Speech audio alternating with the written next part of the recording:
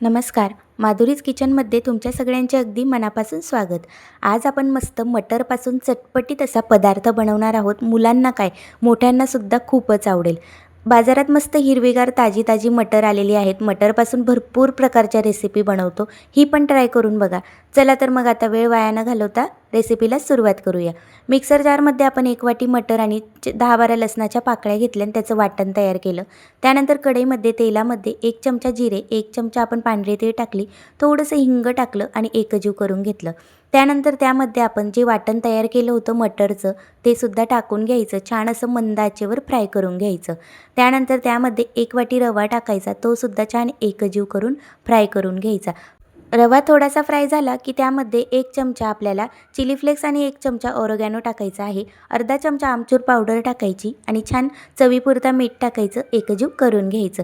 एकजीव झालं की यामध्ये आपल्याला 1 ग्लास पाणी ओतून घ्यायचं आहे. मिक्सर जारमध्येच पाणी टाकलं आणि ओतून घेतलं. एकजीव करायचं. 5 मिनटं झाकून मस्त वाफ काढून घ्यायची. लगेचच रवा घट्ट होऊन जातो. तुम्ही बघू शकता रवा जराही त्यामध्ये गाठी पडलेल्या नाहीत. अगदी परफेक्ट असा एकजीव झालेला आहे. रवा आपला तयार झालेला आहे. आता आपण याच्यामध्ये चीज टाकूया. चीज न टाकता तुम्ही यामध्ये 1 उकळलेला बटाटा अशाच पद्धतीने किसून टाकला तरीसुद्धा चालेल, पण मुलांना खूप आवडेल. छान मस्त चीज घालून छान लागतात. अशा पद्धतीने छान चीज किसून घ्या, एकजीव करून घ्या. चीज लगेचच वितळून जाते. त्यानंतर आता एका परातीमध्ये आपण हे सगळं सारण काढून घेणार आहोत.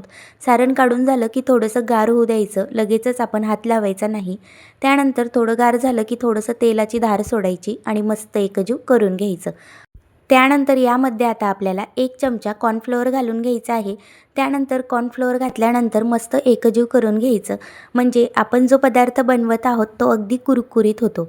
एकजीव झाल्यानंतर आपल्याला लगेचच त्याचे छोटे छोटे गोळे घ्यायचे आहे. बघू शकता छान मस्त पीठ नरम झालेलं आहे. आता आपल्याला यापासून लांब अशा स्टिक तयार करून घ्यायच्या आहेत. ज्या पद्धतीने व्हिडिओमध्ये दाखवल्या त्याच पद्धतीने छान मस्त स्टिक करून घ्यायच्या आणि नंतर त्या छोट्या छोट्या साईजमध्ये कट करून घ्यायच्या. सगळ्या स्टिक करून झाल्या की छान मस्त चाकूने अशा कट करून घ्यायच्या आणि त्यांना पण छान असा छोटा गोल आकार देऊन घ्यायचा. तुम्ही बघू शकता छान संपूर्ण स्टिक आपण तयार करून घेतलेल्या आहेत. कट करून या पद्धतीने करून घ्या. सगळ्या स्टिक तयार झाल्या की आता आपण त्या वाफायला ठेवूया. त्यासाठी चाळण घेतली, त्यावर थोडंसं तेल लावायचं म्हणजे खाली चिकटणार नाहीत. छान असं संपूर्ण चाळणीला तेल लावून झालं की यावर आपल्याला सगळ्या स्टिक अशा ठेवून घ्यायच्या आहेत. सगळ्या स्टिक ठेवून घ्यायच्या. तेल लावल्यामुळे जराही या स्टिक चिटकत नाही. त्याआधी आपण कढईमध्ये गरम पाणी तापायला ठेवलं होतं. पाणीही तापलेलं आहे. संपूर्ण स्टिक ठेवून झालेले आहेत. आता चाळण कढईवर ठेवायची आणि 15 ते 20 मिनटं छान वाफ काढून घ्यायची.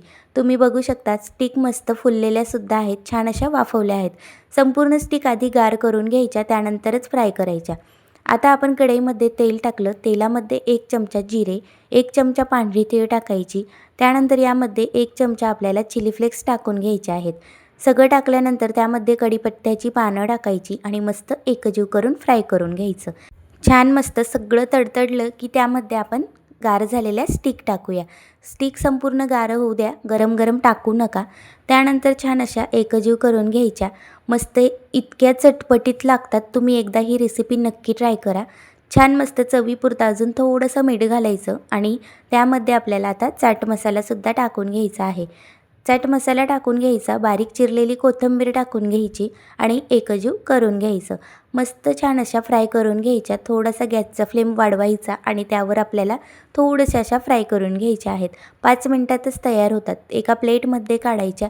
बघू शकतात अगदी चटपटीत झालेल्या आहे. मस्त लागतात. एकदा ही रेसिपी तुम्ही मटरपासून नक्की ट्राय करा.